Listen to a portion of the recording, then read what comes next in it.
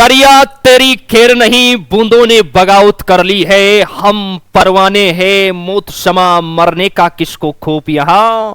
रे तलवार तुझे झुकना होगा, गर्दन ने बगावत कर दी है, गर्दन ने बगावत कर दी है।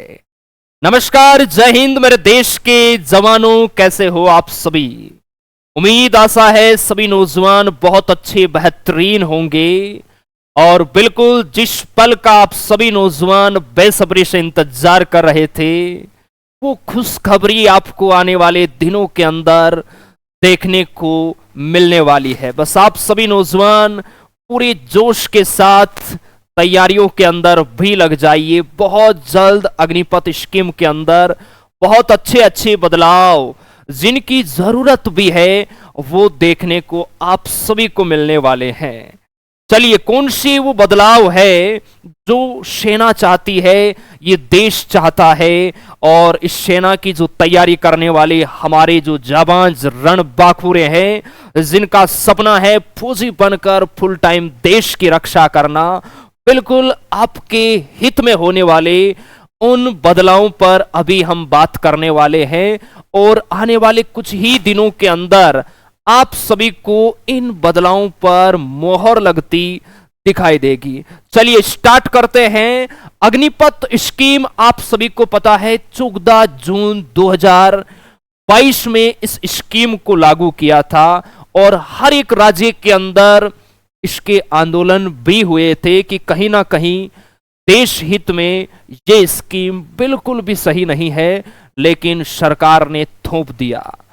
और अब 2 साल बाद सरकार को भी इस बात का एहसास हो गया है, विपक्ष वालों ने इस बात का एहसास दिला दिया है और बिल्कुल आपने जो अपना सही वोट दिया है उससे भी गवर्नमेंट को यह एहसास हो गया है कि कहीं ना कहीं ये स्कीम हमारे देश के जवानों के लिए, देश की सुरक्षा के लिए ये स्कीम सही नहीं है, इसमें बदलाव होना चाहिए।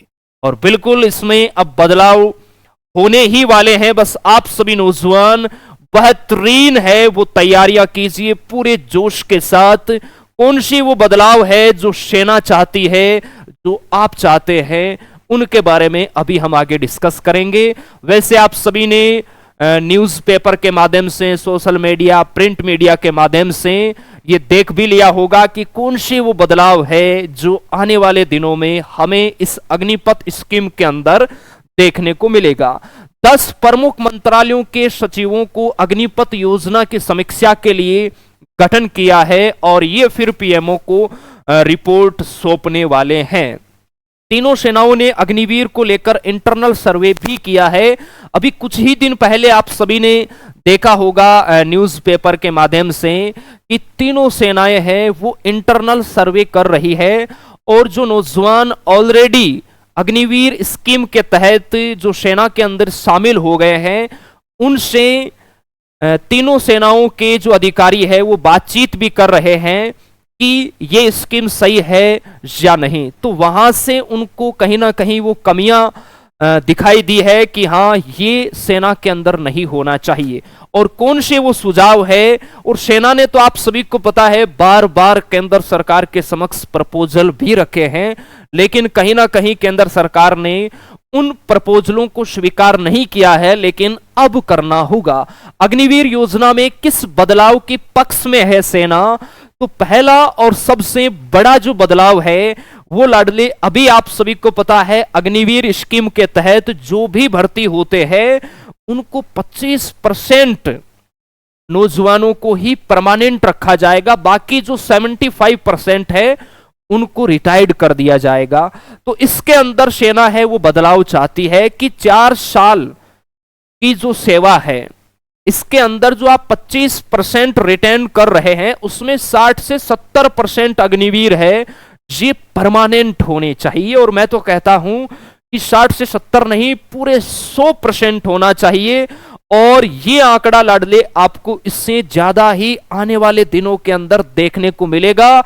इसलिए कभी ये ना सोचना कि सर अग्निवीर 4 साल की है, हम इसके अंदर नहीं तैयारी करेंगे। नहीं मेरे भाई, देश को आपकी जरूरत है, पूरे जोश के साथ आप तैयारी कीजिए।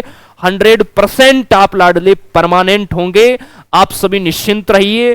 दूसरा बदलाव कि अग्निवीरों का जो कार्यकाल है ये बढ़ाया जाए। जो 4 साल का जो कार्यकाल है इस पीरियड को 7 से 8 साल का होना चाहिए, ताकि उनको ग्रेजुएटी का भी फायदा मिले और उसके बाद रिटायर्ड होने के बाद अलग वो अर्धसैनिक बलों के अंदर या किसी भी गवर्नमेंट जॉब को वो सेलेक्ट करते हैं तो उनके अंदर उनको फायदा मिले। क्लियर है? जो पूर्व सैनिक का जो फायदे होते हैं जो पहले हुआ करते थे रिटायर्ड होने के बाद, वो सारे बेनिफिट है वो यहां इस सोल्जर को मिलना चाहिए।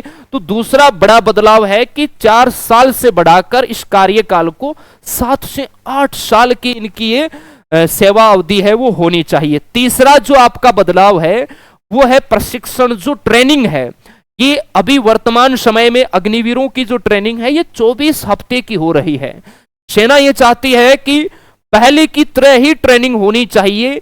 37 से 42 हफ्ते पर सेना का विचार है कि ट्रेनिंग जो अग्निवीरों की है ये 24 हफ्ते की बजाय 37 से 42 हफ्ते की होनी चाहिए, ताकि जिसमें पूरा एक ट्रेंड जो पहले परमानेंट के अंदर जिस सोल्जर को हम ट्रेंड करते थे बिल्कुल उसी तरह अग्निवीर सोल्जर को भी हम इतने ही दिनों में ट्रेंड कर पाएंगे। क्लियर है? तो ये भी बदलाव है, ये आपको देखने को मिलेगा लाडले। चौथा बदलाव है कि ट्रेनिंग के दौरान विकलांग होने पर मदद मिले। आप सभी को पता है अभी अग्निवीर के अंदर अगर कोई भी नौजवान, कोई भी सोल्जर है, अगर वो किसी भी स्थिति के कारण अगर विकलांग हो गया या कहीं चोट वोट लग गई तो उसको 21 दिन के अंदर वापस ज्वाइन करना होता है। अगर नहीं करता तो उसे बाहर कर दिया जाता है। तो लाडले इसके अंदर भी बदलाव, सर्विस खत्म होने पर विकलांग भुगतान भी जारी रहे, इस पर भी सेना है वो बदलाव चाहती है, ताकि ज्यादा से ज्यादा नौजवान है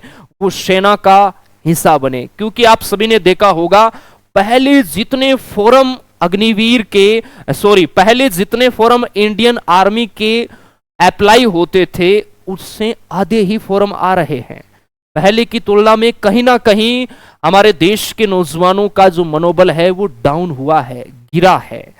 तो उस चीज को वापस बढ़ाने के लिए, नौजवानों में वापस वही जोश, जुनून, जज्बा लाने के लिए और सेना के प्रति और आकर्षित करने के लिए सेना ये चाहती है कि ये बदलाव आप कीजिए, तभी नौजवान है वो अपना जोश यहां पर दिखा पाएंगे।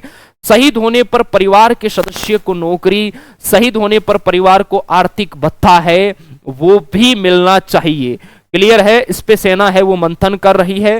भर्ती के लिए आयु सीमा है वो बढ़ाई जाए। अभी जैसे पहले आप सभी को पता है क्लर्क है, टेक्निकल है, ट्रेडमैन है, उन बच्चों की जो एज है वो 17.5 से 23 साल हुआ करती थी। और जब से ये अग्निपथ स्कीम लागू हुई है इनकी एज को 23 से घटाकर 21 साल कर दिया है। तो सेना ये चाहती है कि इनकी उम्र है ये 17 साल से 23 साल के बीच में होनी चाहिए। 17.5 से 23 साल जो टेक्निकल पद है उसके लिए। और इंडियन आर्मी ने तो टेक्निकल पदों के लिए बहुत बार ये प्रपोजल भेजा है कि इनकी एज है ये 23 साल होनी चाहिए, क्योंकि बहुत कम बच्चे, आप सभी को पता है एक बैच भी नहीं बन पा रहा है टेक्निकल वालों का भर्ती के अंदर। लेकिन उस समय इनके ये प्रपोजल स्वीकार नहीं किए गए, लेकिन अब ये संभव है। वेतन बढ़ाने पर भी विचार है कि इनका जो वेतन है एक रेगुलर कैडर की तरह इनकी सैलरी है वो होनी चाहिए। तो वेतन बढ़ाने पर भी विचार है और ग्रेजुएटी मिलने का रास्ता भी खुलेगा जब आपकी सर्विस पीरियड है ये 7 से 8 साल का हो जाएगा, जिससे पूर्व सैनिक के समान दर्जा है वो आप सभी को मिलेगा। और इसके अंदर बदलाव देखिए, गोरखा सैनिक, आप सभी को पता है अग्निपथ स्कीम लागू होने के बाद गोरखा वालों ने ये क्लियर कर दिया था कि हम अग्निपथ स्कीम को स्वीकार नहीं करेंगे, इस स्कीम के तहत भर्ती नहीं होंगे। तो गोरखा वाले भी अग्निवीर स्कीम के अंदर भर्ती नहीं हो रहे थे, इसीलिए वो बदलाव कर रहे हैं ताकि हम सेना के अंदर गोरखा वाले जो नेपाल वाले हैं वो भी हमारे इंडियन आर्मी का हिस्सा है, उनको भी शामिल करने का ये प्लान है। क्योंकि आप सभी को पता है गोरखा वाले जो पहाड़ी इलाके हैं वहां पर और उस वातावरण को सिर्फ गोरखा वाले ही समझ सकते हैं। क्लियर है? आपके जैसे या हमारे जैसे लोग नहीं समझते, इसलिए सेना को गोरखा की भी बहुत ज्यादा जरूरत है। तो यहां पर बदलाव इसीलिए हो रहे हैं ताकि गोरखा वालों को भी इसका बेनिफिट है वो मिले। अब देखिए 17 से 18 जून को पीएम मोदी के सामने ये प्रेजेंटेशन जो 10 मंत्रालयों की जो टीम गठित की है वो 17 से 18 जून, अभी आप सभी को पता है माननीय नरेंद्र मोदी जी साहब है ये इटली के दौरे पर गए हुए हैं G7 के लिए, क्लियर है। तो ये जैसे ही इटली से लौटेंगे तो उसके बाद राज्य और उससे संबंधित लोगों से सरकार बात भी करेगी कि हमें इसमें क्या बदलाव है वो करना चाहिए। सेना ने अपनी जो रिपोर्ट्स है वो आप सभी को पता है तैयार कर ही ली है। ये जो 10 प्रमुख मंत्रालय है ये अग्निपथ योजना की समीक्षा के लिए मोदी जी के सामने 17 से 18 जून का आप सभी को इंतजार करना है। बदलावों के बारे में मैंने आपको बता दिया, बाकी आप सभी की क्या राय है कि सर ये बदलाव भी इसके अंदर होना चाहिए, तो आप सभी कमेंट करना। और बाकी हम तो ये चाहते हैं कि अग्निपथ स्कीम ये जड़ से इसको निकाल के कूड़े के अंदर डाल दिया जाए। हमें तो हमारी पहले वाली आर्मी चाहिए। बाकी आने वाले दिनों के अंदर पता चलेगा कि कौन से वो बदलाव है जो आप सभी के हित में आप सभी को देखने को मिलेंगे। तो अच्छी मेहनत कीजिए, हमारी शुभकामनाएं आप सभी के साथ है। जय हिंद, जय भारत, धन्यवाद।